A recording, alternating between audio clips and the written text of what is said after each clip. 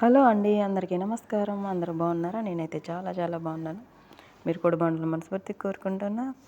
రాణి cooking Telugu. ఎలా ఉన్నారండి అందరూ?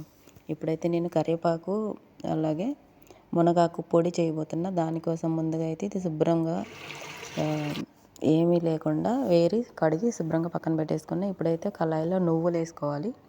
ఒక 2 గుప్పులు వేసుకుంటే ఎక్కువ టేస్ట్ వస్తుంది.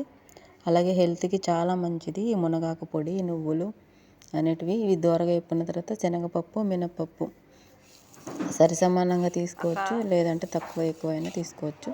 కానీ ఇవి కూడా వేసుకుంటే చాలా బాగుంటుంది టేస్ట్. ట్రై చేయండి. హెల్త్కి చాలా చాలా మంచిది ఇదైతే, ఈ పొడి అనేది. వేడివేడి అన్నంలో వేసుకొని కొంచెం నెయ్యి వేసుకొని తింటే చాలా బాగుంటుంది. కొంచెం ఎండుమిర్చి, కారానికి తగ్గట్టు జీలకర్ర కూడా వేసి బాగా డ్రై రోస్ట్ చేసుకోవాలన్నమాట. ఇవి అవిసె గింజలు. ఎక్కువ ఉంటే వేసుకోండి, నా దగ్గర లేక కొంచెమే వేసుకున్నాను.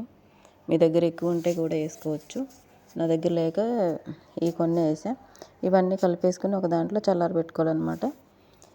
ఇప్పుడైతే మునగాకు, కరివేపాకు మనం కడిగి పక్కన పెట్టుకున్నాం కదా, ఈ నీళ్ళన్నీ పోయిన తర్వాత ఇలా పెద్ద డేక్ష పెట్టుకొని వేపేసుకోవాలన్నమాట. నేను మొత్తం అన్నీ డ్రై రోస్టే చేస్తున్నా. ఆయిల్ అయితే ఎక్కడ వాడలేదు, పొడి కోసం కదా అందుకనేసి. ఇవి చల్లారిన తర్వాత ఇవి మిక్సీలో వేసి ఒక తిప్పామంటే మరి మెత్తగా అయిపోకుండా కొంచెం గరుగ్గా ఉంటాయి అన్నమాట. అప్పుడు బాగుంటుంది మనకి. ఇది కొంచెం మెత్తగా అయిన తర్వాత చూడండి, ఇలా అయిన తర్వాత కొంచెం గరుగ్గానే ఉండాలి.